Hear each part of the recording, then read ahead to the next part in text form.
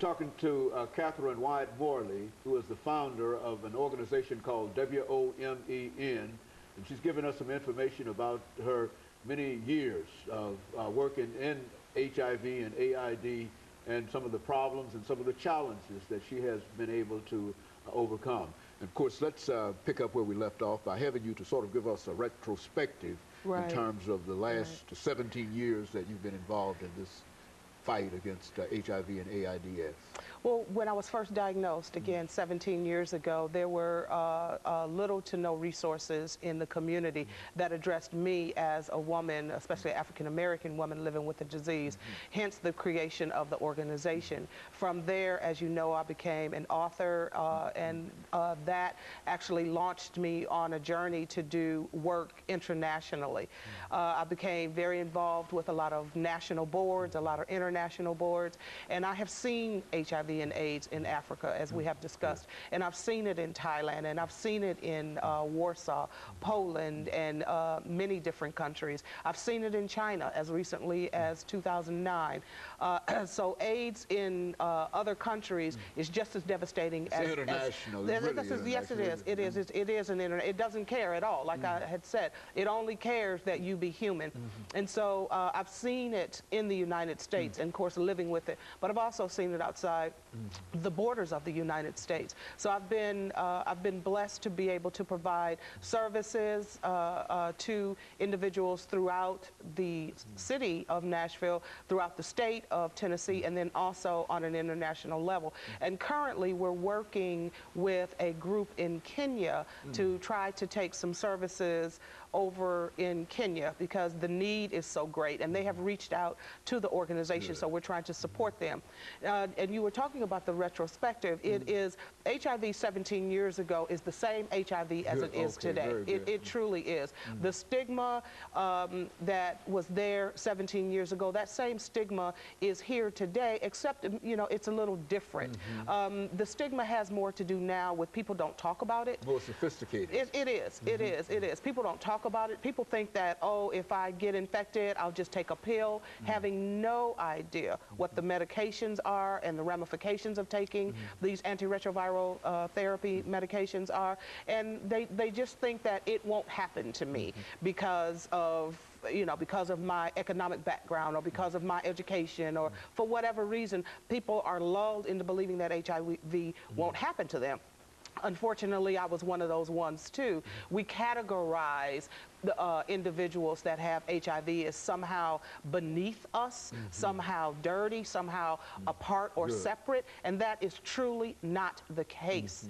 But HIV, again, is just like it was 17 years ago, and unfortunately, we're entering in now well into the third decade of HIV, and as you know, African Americans, especially African American women, are disproportionately impacted by this disease. Hence, the reason for my organization and the expansion and the work that we're doing, because again, the African American community is one of the primary, not the only, but one of the primary communities that believes that HIV is affecting a different segment of the population, and it is affecting our population as well. So it's not my disease, it's somebody else's disease. That's exactly right. That's exactly right. And when we think that it is someone else, or we think that we can't get it, that is a level of denial that somehow can hurt us tremendously, because HIV doesn't care about any of that. You know, it just wants to, and when you take a look at me, you don't know whether or not I'm infected or I'm not infected. But as I said, I'm a person living with AIDS,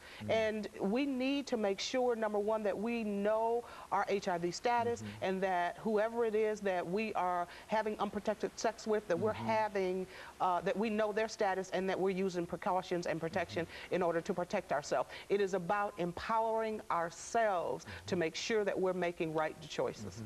And so after 17 years, it seems that this is the conversation that we had when I first met you, and we first talked about it, and you had your book and your videotapes and all of those things. All of that. And it seems to be the same conversation, and I think I've had it time and time. When will we learn? I mean, is this the way it's going to be, or what? You know, I don't want to look at it that way. I don't want to look at it that it's going to be this way. What I want to do is thank God for the opportunities such as this, to talk about it, to open up the platform for discussion, to have African Americans at the table for decision making, which is a problem, as you're very much aware. So I don't want to look at it in a negative perspective, because what's important to me as a mother is to make sure that my children do not become infected. So education, education, education, education. And if we can utilize platforms such as yours and other platforms in the community and on a national and international level, I really believe that once we continue to horn it in and continue to discuss it and continue to put it in people's face, because they think that it has somehow subsided, because it's not that's talked the about a impression lot. that you get. Exactly. We've already heard folks talk about it. As a matter of fact, I think we have more television shows on it than anybody else, because we try to do at least once or twice, at least doing all the series. Right, exactly. And I commend you for that, because not every network or not every individual that has access to a media outlet will allow HIV to, to be a part of the conversation. And it needs to be a part of our conversation, not only as African Americans, but as people in Davidson County and Nashville and also in the state and throughout the United States, because it is infecting and affecting hundreds of thousands of families. Now the virus, why don't you say something about the virus itself? Because, we still have new individuals, even though we've been talking about the causes and et cetera for the last many years. Right. There are those out who, for the first time, this might be their first opportunity to find out exactly the nuts and bolts of the disease. Talk about it from that perspective. Well, the difference between HIV and AIDS, and of course you get a lot of different types of stuff on the internet, which is untrue, and it's really good for people to make sure that their resources are important when they're working towards trying to get legitimate information. But there is a difference between HIV and AIDS, and you have to have HIV in order to get AIDS. And HIV enters into your body either through breast milk or through unprotected sex, whether that is vaginal sex or anal sex or oral sex, because oral sex is a mode of transmission, which we seem to believe that it's not, as long as we can stay virgins, that kind of thing. And we also need to understand that once HIV enters the body, it begins to take over. That's exactly what HIV does. It takes over, it begins to build up the itself and fight and fight and fight to destroy the immune system. And let us take this second commercial break, and we'll be back with you. We'll be back with our audience following this very, very short commercial break.